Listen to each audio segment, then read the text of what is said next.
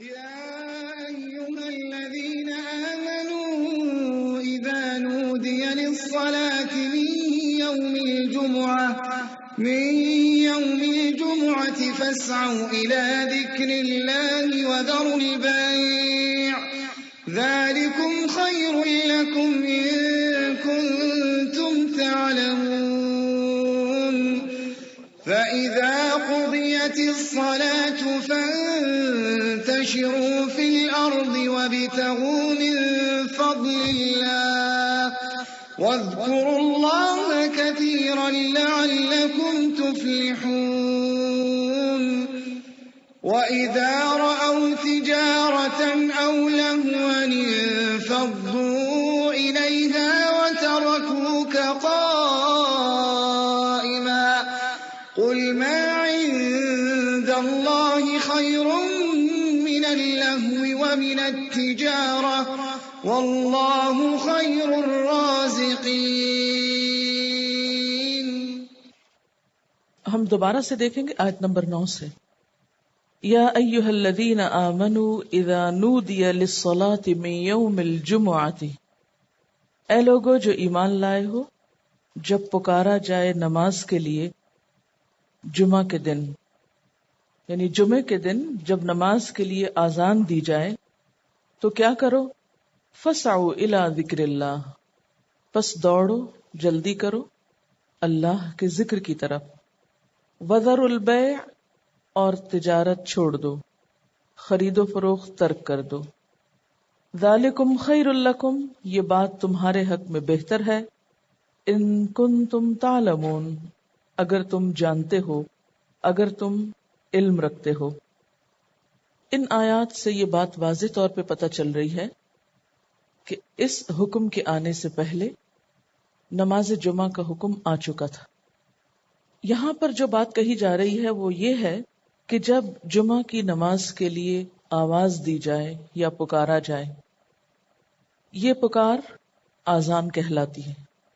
آذان کے بارے میں حضرت عبداللہ بن عمر کی روایت ہے کہ مسلمان جب مدینہ آئے تو نماز کے لیے یوں ہی جمع ہو جایا کرتے تھے.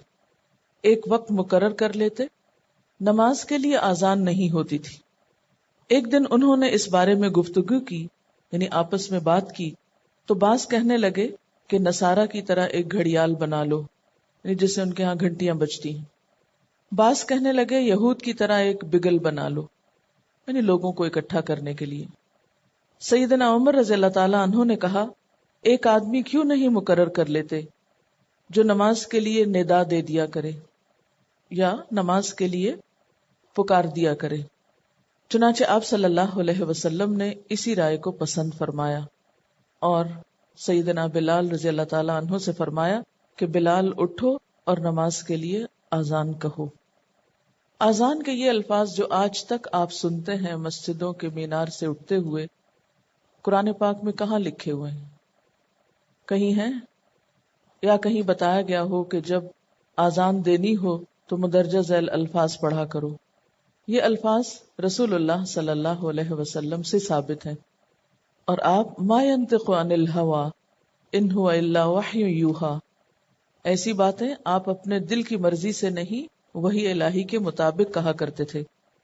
سیدنا انس کہتے ہیں کہ بلال کو یہ حکم دیا گیا کہ آذان کے الفاظ 2 بار اور تکبیر کے الفاظ 1 بار کہیں، اور یہ فرق بھی آپ صلی اللہ علیہ وسلم نے فرمایا بجز قد قامت الصلاۃ کے، یعنی یہ کلمہ 2 دفعہ کہا جائے گا تکبیر میں.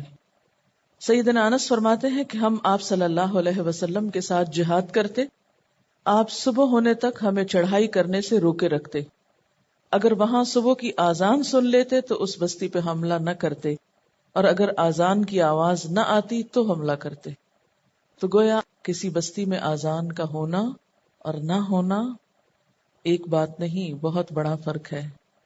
اس لیے جہاں بھی مسلمان اکٹھے ہوں ان پر لازم ہوتا ہے کہ وہاں اللہ کا گھر تعمیر کریں، اجتماعی عبادت نماز کے لیے جگہ بنائیں اور اس میں آذان پکارا کریں. ابو سعید خدری کہتے ہیں کہ آپ صلی اللہ علیہ وسلم نے فرمایا، جب تم آذان سنو تو جو کچھ مؤذن کہے وہی کچھ تم بھی کہتے جاؤ. جابر بن عبداللہ انصاری کہتے ہیں کہ آپ نے فرمایا، آذان سننے کے بعد جو شخص یہ دعا کرے اللہم رب هذه الدعوة التامة والصلاة القائمة آت محمدا الوسيلة والفضيلة وابعثه مقاما محمودا الذي وعدته. تو قیامت کے دن وہ شخص میری شفاعت کا مستحق ہوگا. یعنی آذان شعار اسلامی ہے، اس کا احترام لازم ہے، اور آذان سن کر جواب دینا چاہیے، اور جواب میں پھر صرف آذان کے الفاظ کا دہرانا ہی نہیں، اس کے بعد دعا کا پڑھنا بھی ہے. عبداللہ بن حارث بصری کہتے ہیں کہ سیدنا عبداللہ بن عباس نے ہم کو جمعے کا خطبہ سنایا. اس دن کیچڑ تھا، یعنی بہت بارش ہوئی تھی. جب مؤذن حی علی الصلاۃ کہنے کو تھا تو انہوں نے اسے حکم دیا کہ یہ کہنے کی بجائے کیا کہو، الصلاۃ فی الرحال، کہ اپنے اپنے ٹھکانوں پر ہی نماز پڑھ لو. یعنی مسجد میں نہیں آؤ بلکہ جہاں پر ہو وہیں نماز پڑھو. یہ سن کر لوگ ایک دوسرے کی طرف دیکھنے لگے. ابن عباس نے کہا یہ کام تو اس ہستی نے کیا جو مجھ سے بہتر تھے، اور اس میں شک نہیں کہ جمعہ واجب ہے. عبداللہ بن عمر کہتے ہیں کہ آپ صلی اللہ علیہ وسلم نے فرمایا بلال تو رات رہے سے آذان دیتا ہے، یعنی سحری کی، اور جب تک ام مکتوم کا بیٹا آذان نہ دے، یعنی ابن ام مکتوم، تم لوگ کھاتے پیتے رہو. اور ام مکتوم کے بیٹے عبداللہ نابینا تھے، وہ اس وقت تک آذان نہ دیتے جب تک لوگ یہ نہ کہتے کہ صبح ہو گئی صبح ہو گئی، تو پھر وہ نماز کے لیے آذان دیتے. ابو جحیفہ کہتے ہیں کہ میں نے بلال رضی اللہ تعالیٰ عنہ کو آذان دیتے دیکھا، اور میں بھی ان کی طرح آذان میں ادھر ادھر منہ پھیرنے لگا. یعنی آذان دیتے وقت دائیں اور بائیں بھی رخ پھیرتے ہیں تاکہ ہر طرف لوگ سن لیں. اب یہاں پر جس آذان کا ذکر ہے وہ نماز جمعہ کے لیے ہے. اذا نودی للصلاۃ من یوم الجمعۃ، جمعہ کے لیے آذان کب شروع ہوئی اور جمعہ کب شروع ہوا؟ آپ صلی اللہ علیہ وسلم جب ہجرت کر کے مدینہ تشریف لائے تو نماز جمعہ کا آغاز کر دیا گیا. سیدنا ابو سعید خدری کہتے ہیں کہ آپ صلی اللہ علیہ وسلم نے فرمایا جمعہ کے دن ہر جوان پر غسل واجب ہے، اور مسواک کرنا، اور اگر میسر ہو تو خوشبو لگانا بھی. یعنی جمعہ کا اہتمام کرنا چاہیے اپنی جسمانی طہارت و نظافت اور تیاری کے ساتھ. سیدنا عبداللہ بن عمر کہتے ہیں کہ آپ صلی اللہ علیہ وسلم نے فرمایا جب کوئی تم میں سے جمعہ کی نماز کے لیے آئے تو غسل کرے. اسی طرح یہ ہے کہ جمعہ فرض کفایہ ہے، فرض عین نہیں، بچوں پہ فرض نہیں، بوڑھوں پر، عورتوں پر، مسافروں، مریضوں پر فرض نہیں. اسی طرح بارش کے دن بھی کسی پہ فرض نہیں اگر بارش اس طرح ہو کہ مسجد تک جانے کے راستے بلاک ہو جائیں. تھوڑی بہت بارش، یا وہ ملک جہاں پر بارش ہوتی ہی رہتی ہے اور لوگ باقی کاموں کے لیے نکلتے ہیں تو نماز کے لیے بھی نکلیں گے. جہاں تک نماز جمعہ کے لیے غسل کا تعلق ہے تو بعض علماء نے اس کو واجب قرار دیا ہے اور بعض کے نزدیک وہ مستحب ہے. اگر تو حالات ایسے ہوں جیسے بہت گرمی ہے، بہت موسم خراب ہے اور بہت کپڑوں سے اور جسم سے پسینے کی بو آ رہی تو نہانا واجب ہوگا. اور اگر ایسی جگہ ہے جہاں سردی بہت ہے یا ایسی جگہ ہے جہاں پانی نہیں ہے تو ایسی صورت میں اگر کوئی نہ بھی نہائے تو اس میں گناہ کی بات نہیں.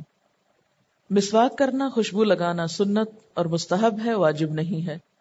سیدنا انس بن مالک کہتے ہیں کہ آپ جمعہ کی نماز اس وقت پڑھتے جب سورج ڈھل جاتا تھا، یعنی زوال ہوتے. سیدنا عبداللہ بن عباس کہتے ہیں کہ جمعہ کی اذان ہوتے ہی خرید و فروخت حرام ہو جاتی ہے، خرید و فروخت حرام ہو جاتی ہے. فسعوا الی ذکر اللہ وذروا البیع، اللہ کا حکم ہے کہ تجارت چھوڑ دو. اب اس میں آپ دیکھیے کہ تجارت دو طرفہ کام ہوتا ہے، بیچنے والا بیچتا اور خریدنے والا خریدتا ہے. اس میں گناہگار صرف وہ نہیں ہوگا جو بیچ رہا ہے، وہ بھی ہوگا جو خرید رہا ہے. اس لیے دونوں کو اپنی اپنی ذمہ داری ادا کرنی. اپنے آپ پہ غور کیجئے کہ کہیں ایسا تو نہیں ہوتا کہ جمعہ کے دن آپ لوگ دکانداروں کو روک لیتے ہوں کہ پہلے آپ کو سودا فروخت کریں پھر وہ جمعہ کو جائیں چاہے ان کا جمعہ چھوٹی جائے. بعضوں کا دیکھا گیا جیسے جمعہ بازار وغیرہ وہ ایک دن ہوتا ہے لوگوں کی کمائی کا. بعض لوگ ہفتہ بھر کوئی کام نہیں کرتے، صرف اسی دن سٹال لگاتے ہیں تو ان کو لالچ ہوتا ہے کہ زیادہ سے زیادہ کما لیں. تو ایسی صورت میں ایک طرف قریب کی مسجد سے اذان ہو رہی ہوتی ہے، خطبہ ہو رہا ہوتا ہے، نماز ہو رہی ہوتی ہے، اور دوسری طرف خریداری جاری ہوتی ہے. اور اس میں عموماً مرد حضرات تو زیادہ تر مسجدوں میں چلے ہی جاتے ہیں، خواتین دکانداروں کو مشغول رکھتی. یہ میرا اپنا تجربہ اور مشاہدہ ہے، میں نے خود دیکھا ہے. تو ایسے میں ہم مسلمان خواتین کو اگر جمعہ نہیں بھی پڑھنا، کیونکہ اللہ نے لازم نہیں کیا ہمارے لیے، لیکن اگر پڑھ لیں تو اس میں قباحت بھی نہیں، اور اگر نہیں پڑھنا تو کم از کم پڑھنے والوں کو تو پڑھنے دیں، ان کو تو مشغول نہ کریں. اچھا، یہ جو بات ہے نا کہ من احب للہ و ابغض للہ و اعطى للہ و منع للہ فقد استکمل الایمان، تو یہ بھی اسی میں آتا ہے. دکاندار کو کیا چاہیے کہ جب اذان ہو جائے تو خواہ لاکھوں کا سودا ہو رہا ہو بند کر دے. منع للہ، اللہ کے لیے منع کر دے. یہ چیز ہم میں سے بہت سے لوگوں کو نہیں معلوم کہ منع للہ کیسے کرتے ہیں، کیونکہ جب ہم اخلاق کے اور محبت کے درس دیتے ہیں تو بعض اوقات صرف آتا للہ پہ زور دیتے رہتے ہیں. اس میں کوئی شک نہیں کہ آتا للہ بہت ہی اعلیٰ درجے کی نیکی ہے، لیکن کبھی کبھی منع للہ بے حد ضروری ہوتا ہے. اور ایمان مکمل نہیں ہوتا جب تک منع للہ کی صفت پیدا نہیں ہوتی. بہت سے مواقع ایسے ہوتے ہیں جن میں اللہ کی خاطر روکنا اگرچہ اپنے نفس پہ بہت گراں ہوتا ہے، لوگوں سے شرم بھی بہت آتی ہے. شیطان یہ وسوسہ بھی ڈالتا ہے کہ ہائے تم نے دوسرے کا دل توڑ دیا. دوسروں کو بھی باتیں بنانے کا موقع مل جاتا ہے. دیکھو ویسے تو بڑا دیندار بنتا ہے، اور اب اس موقع پر اس نے میری مدد نہیں کی، میرے کام نہیں آیا. کبھی رشتہ داری کو ختم کرنے کا تانا دیا جاتا ہے. تو ہمیشہ یاد رکھیں کہ جہاں آتا للہ ضروری ہے، وہاں اللہ کی ناراضگی کے کاموں میں منع للہ کرنا بھی بے حد ضروری ہے. اس کے بغیر ایمان مکمل نہیں ہوتا. مثلاً بعض اوقات نماز کو دیر ہو رہی ہوتی ہے اور دوسرا شخص ٹیلی فون پہ آپ کو بزی کیے ہوئے، ہو سکتا ہے ٹیلی فون دوسرے ملک سے ہو، دوسرے شہر سے ہو، جہاں نماز مغرب کا وقت نہ ہو. اب آپ کو دکھائی دے رہا ہے کہ نماز کو دیر ہو رہی ہے، تاخیر ہو رہی ہے، لیکن صرف یہ سوچ کے کہ یہ ایٹیکیٹس کے خلاف ہے، دوسرا شخص کیا کہے گا، وہ مائنڈ کر جائے گا، اس لیے چلو کوئی بات نہیں، بعد میں پڑھ لیں گے نماز. تو آپ نے کیا کیا؟ اپنے ایمان کو نقصان دیا. یہاں آپ کو پہلے سے بھی زیادہ اچھے اخلاق کا مظاہرہ کرتے ہوئے کیا کرنا ہے؟ معذرت کرنا ہے کہ اس وقت نماز کو تاخیر ہو رہی ہے، اس لیے مزید گفتگو نہیں ہو سکتی. بعض اوقات دوسرے کا حیا ہوتا ہے، بعض اوقات اپنا ہی دل نہیں چاہتا. تو یہاں اپنی خواہش کو روکنا بھی منع للہ، اللہ کی خاطر. جب تک ایسا نہیں کریں گے ایمان مکمل نہیں ہوگا. اسی طرح سورۃ نور میں آپ نے پڑھا تھا وَإِذَا قِيلَ لَكُمُ ارْجِعُوا فَارْجِعُوا. آپ کسی کے گھر گئے ہیں، کسی نے آنے نہیں دیا، ملنے سے انکار کر دیا، تو لوگوں کو فوراً موقع مل جاتا ہے یہ کہنے کا کہ دیکھیں ویسے تو بڑے دیندار بنتے ہیں اور اخلاق ایسا پایا کہ ہم گئے اور آگے سے ملنے کی زحمت نہیں گوارا کی. اس سے دوسرے ناراض ہوتے ہیں، لیکن معاملہ اللہ پہ چھوڑ دیا کرے نا، اللہ تعالیٰ خود ہی درست کر دے گا حالات. قولوا قولا سدیدا یصلح لکم بالکم. لیکن ہوتا کیا ہے، ویسے ہم جو بھی غلط کام کر جائیں تو ضمیر ایسی ملامت نہیں کرے گا، لیکن جب اس طرح کے حکم پر عمل کرنے لگے تو شیطان ضرور وسوسے ڈالے گا، تم نے اچھا نہیں کیا، تم نے درست نہیں کیا. کیونکہ یہ میرے اپنے تجربے کی بات ہے نا، اس لیے کر رہی ہوں. میرے ساتھ بہت دفعہ ایسا ہوتا ہے کسی نے مجھ سے ٹائم لیا ہوتا ہے اور وقت مقرر ہوتا ہے، مجھے اس کے پاس پہنچنا ہوتا ہے. یہاں سے کلاس روم سے اس کرسی سے لے کے کمرے تک جانے میں کئی لوگ راستے میں روک لیتے ہیں. بعض اوقات بات سننی پڑتی ہے، بعض اوقات منع کرنا پڑتا ہے، اور منع کر کے راستہ بھر ملال ہوتا ہے. مجھے سن ہی لیتی بات، پتہ نہیں کتنی مجبوری تھی بیچارے کی. لیکن بات یہ ہے کہ کسی دوسرے کی بھی تو مجبوری ہو سکتی ہے نا، جو وقت لے کر اور ایک ضروری کام سے پہلے سے موجود ہے. وہاں عہد کی خلاف ورزی ہو رہی ہے اور اس کا دل رکھا جا رہا ہے. اب یہ دو میں سے ایک کو تو آپ نے چوز کرنا ہے نا، وعدہ پورا کرنے کو یا پھر دل رکھنے کو. تو یہاں جب آپ کسی سے اچھے طریقے سے معذرت کر لیں اور منع للہ کر دیں تو خواہ دل میں ملال آئے بھی تو اس کو یہ کہہ کر کنٹرول کریں کہ عہد توڑنا جو ہے وہ بھی ایک گناہ ہے. اب ہوتا عموماً کیا ہے، آنکھ اوجل پہاڑ اوجل، جو تو کمرے میں بیٹھا ہوا ہے وہ تو بیٹھا ہے بیچارہ، اس کو کیا خبر، وہاں جا کے سوری بھی کر دیں گے، لیکن یہ جو اس وقت سامنے ہے یہ ناراض ہو گیا تو بڑی مشکل کرے گا. اس لیے کسی کا پریشر ہمیں بعض اوقات درست کام نہیں کرنے دیتا. تو یہاں بھی منع للہ ہی. اسی طرح بعض اوقات دوستوں کے تقاضے ایسے ہوتے ہیں جو دین کے خلاف ہوتے ہیں، گھر والوں کے ایسے تقاضے ہوتے ہیں جو دین کے خلاف ہوتے ہیں. اللہ کے حکم کے خلاف ہوتے ہیں. ماں باپ، شوہر، رشتہ دار، دوست آپ سے یہ چاہتے ہیں آپ ان کی پسند کا کام کریں، اور دوسری طرف اللہ کی پسند کچھ اور کہتی ہے. اب ان سب کو منع کرنا منع اللہ میں آتا ہے. ایسے میں مخالفت تو ہوتی ہے، تکلیف بھی ہوتی ہے، اور وہاں سے تانا بھی سننا پڑتا ہے. کسی کا دل رکھنا بھی بڑی نیکی ہے. پھر آپ کہتے ہیں ہاں واقعی میں نے غلط کیا، مجھے یہاں اللہ کی نافرمانی کر لینی چاہیے تھی. کیا ہوا؟ اللہ سے توبہ کر لیتی، بندے کا دل تو رکھ لیتی. نہیں، اللہ کا حق اللہ کے لیے، بندوں کے لیے نہیں، اور بندوں کا بندوں کے لیے. جب تک آپ یہ لکیر نہیں کھینچیں گے اس وقت تک دین پر نہیں چل سکیں گے. اسی طرح بعض اوقات آپ کی نماز کو دیر ہو رہی ہوتی ہے، اور یہ 1 دن کا 2 دن کا معمول ہو تو چلے کوئی بات نہیں، لیکن جب روز کا ہی معمول بننے لگے اور کسی کو خود سے احساس نہ ہو کہ نماز کو دیر ہو رہی ہے، ایک کے بعد ایک سوال، ایک کے بعد ایک تبصرہ شروع ہو جائے، تو ایسے میں بھی اچھے اخلاق سے منع اللہ کرنا ضروری ہے. یعنی اگرچہ عام حالات میں آپ کو کسی کو نو نہیں کہنا چاہیے، لیکن ہمیشہ یہ دیکھیے کہ جہاں اللہ کی کوئی حد ٹوٹ رہی ہو یا دین کو نقصان پہنچ رہا ہو تو وہاں آپ کو منع اللہ کرنا ہے. جیسے اس روز بھی بات ہوئی تھی نا کہ وَاسْأَلُوا مَا أَنفَقْتُمْ وَلْيَسْأَلُوا مَا أَنفَقُوا، جو تم نے خرچ کیا ہے تم مانگ لو، جو انہوں نے کیا ہے وہ مانگ لیں. مانگنا بہت بری بات ہے، لیکن اپنا حق مانگنا جو ہے وہ بری بات نہیں ہے. اسی طرح بعض اوقات کوئی قرض لے لیتا ہے ہم سے اور ہم اپنا حق واپس مانگتے ہوئے شرما جاتے ہیں، حالانکہ حق اپنا ہوتا ہے. اور اگر حق لینے کے معاملے میں کوئی ذرا سخت یا فرم رویہ اختیار کرے تو اس کو بھی بد اخلاقی پر معمول سمجھا جاتا ہے.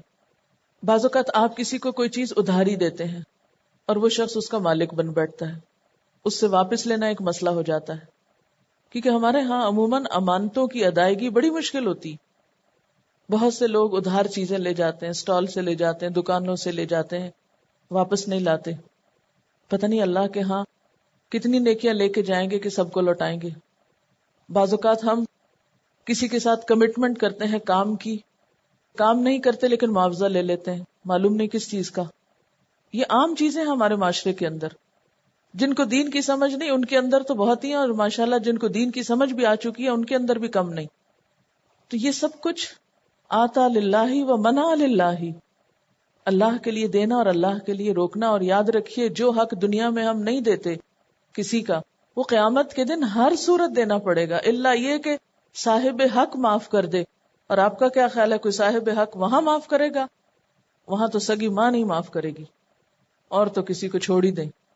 اس لیے حقوق کا معاملہ بہت ہی سینسیٹیو معاملہ ہے، اور جس شخص کا حق نکلتا ہو اگر وہ تقاضا کر لے تو اس میں کوئی معیوب بات نہیں. بخاری کی روایت ہے حضرت ابو ہریرہ سے کہ ایک شخص آپ صلی اللہ علیہ وسلم کے پاس آیا، اپنے قرض کا آپ سے تقاضا کر رہا تھا. یعنی آپ صلی اللہ علیہ وسلم نے قرض لیا ہوا تھا اور وہ آپ سے واپس مانگ رہا تھا. تو اس نے تھوڑی سخت طریقے سے بات کی. صحابہ نے اس کو ٹھونکنا چاہا کہ یہ کیوں بدتمیزی سے بات کر رہا ہے. آپ صلی اللہ علیہ وسلم نے فرمایا جانے دو، جس کا کچھ حق نکلتا ہو وہ ایسی بات کر سکتا ہے. یعنی اس کو کچھ نہ کہو، میں اس کا مقروض ہوں، یہ اپنا قرض واپس لینے کے لیے ایسا کر سکتا ہے. یعنی حقوق کا معاملہ اتنا سخت ہے. آپ صلی اللہ علیہ وسلم نے فرمایا اللہ اس شخص پر رحم کرے جو بیچتے اور خریدتے اور تقاضا کرتے وقت ملائمت اختیار کرتا ہے، یعنی نرمی برتتا ہے. لیکن اگر کوئی شخص نرمی سے نہ سمجھے تو سختی کا حق ہے. آپ دیکھیں حدود کے معاملے میں حد جاری کرنا کوئی کھیل کی بات نہیں ہوتی. کسی کا سر قلم کرنا، یہ حد جاری کرنا جو ہے بڑا ہی سخت معاملہ ہے، بڑا تکلیف دہ کٹھن مرحلہ. لیکن آتا للہ و منع للہ میں اس وقت تک ایمان مکمل نہیں ہوتا جب تک کہ یہ اخلاق پیدا نہیں ہوتا. کیونکہ سورۃ الحدید میں آپ پڑھ چکے ہیں کہ اللہ تعالیٰ نے یہ دین، یہ کتاب کیوں نازل کی؟ کہ لوگ عدل و انصاف پر قائم ہوں. انبیاء کیوں بھیجے؟ کہ دنیا میں عدل ہو. یہ ہمارا دین ہمیں ایک دوسرے کے حقوق دینے کی تلقین کرتا ہے. تو جب تک عمل میں یہ چیز آ نہیں جاتی اس وقت تک امن اور چین نہیں آتا. اسی طرح جب ہمارے بہت عزیز پیارے کو غلط کام کرے تو ان کو ہم عموماً روک نہیں سکتے. ہم کہتے ہیں ہاں یہ مائنڈ کر جائیں گے، میں نہیں چاہتی یہ مجھ سے ناراض ہو. اس طرح ہم اپنے پیاروں پہ اور ظلم ڈھاتے ہیں. یعنی محبت میں آ کر ان کو منع بھی نہیں کرتے اور ان کا بھی نقصان کرتے ہیں. تو منع للہ میں یہ چیز بھی آتی ہے کہ پھر اللہ کی محبت غالب آنی چاہیے نا. اسی طرح اپنے سے سینئر لوگ، بڑے لوگ، مثلاً والدین ہوں یا استاد ہوں یا عمر میں بڑے ہوں، ان کا احترام لازم ہے، لیکن اگر وہ کوئی غلط کام کر رہے ہوں تو انہیں روکنا بھی لازم ہے. یہ ان کے ساتھ خیر خواہی ہے. مثلاً اس بچی کا واقعہ جس نے حضرت عمر فاروق کے دور میں اپنی ماں کو دودھ میں پانی ملاتے دیکھ کر روکا تھا کہ ماں ایسا نہیں کرے. یعنی اگرچہ بچوں پہ لازم ہے کہ والدین کا احترام کریں، لیکن جہاں دیکھیں بچے کہ ماں باپ غلط کام کریں، بہت اچھے اخلاق سے، بہت عمدہ طریقے سے ان کو روکیں. یعنی اس وقت بھی بدتمیزی اور بے ادبی کا حق تو نہیں دیا گیا. وَلَا تَقُلْ لَهُمَا اف، اف تو نہیں کرنا، چیخ چلا کے بات تو نہیں کرنا، لیکن غلطی پہ روکنا تو ہے. یہی تو ان کی خیر خواہی ہے. منع للہ، یہ منع للہ جو ہے یہ اس وقت کی ضرورت ہے. اسی طرح جب آپ کو کسی بھی قسم کی کوئی ڈیوٹی دی جاتی ہے، آپ کو پتا ہے آپ کے حالات کیا ہیں، آپ نہیں کر سکتے، اس وقت شرم کے مارے حامی بھر لیتے ہیں، اچھا کوئی بات نہیں، کر دیں گے. اور یہ صرف کسی ادارے میں ڈیوٹی دینا نہیں، کہیں بھی لوگوں کے ساتھ کسی کام کے کرنے کی کمٹمنٹ کر لینا. چھوٹی موٹی ضرورتیں گھروں میں، ہمسایوں کے ساتھ آپس کے لین دین میں ایک دوسرے سے ہوتی ہیں. ایک شخص دوسرے سے بعض اوقات کسی چیز کا مطالبہ کرتا ہے، بعض اوقات کسی کام کے کرنے کا مطالبہ کرتا ہے. اچھا تم آج میرے بچے کو اسکول سے لے لینا شام کو، ایک دوست اپنی دوسری دوست سے کہتی، وہ کہتے ہاں بالکل بے فکر رہو، لے لوں گی. اب اگر اس کے ہاں مہمان آ گئے ہیں یا کوئی اشد مجبوری ہو گئی ہے تو کیا یہ کہہ کے وہ کہ آئی ایم سوری، بس وہ ایسا ہو گیا تھا اس لیے میں نہیں لے سکی، عین وقت پہ آ کے یا وقت کے بعد بتائے کہ وہ یہ ہو گیا تھا اب آپ خود ہی کچھ کر لیں؟ نہیں، جس چیز کی ذمہ داری لی ہے اس کو نبھانا ہوگا، یا ذمہ داری لے ہی نہ. اس وقت ہم منع نہیں کر سکتے.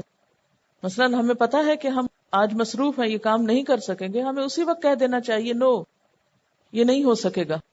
اس وقت نہیں کہتے نو، اس وقت یس کر لیتے ہیں اور اس کے بعد کام کر کے نہیں دیتے اور دوسرا شخص اذیت پر اذیت اٹھاتا ہے.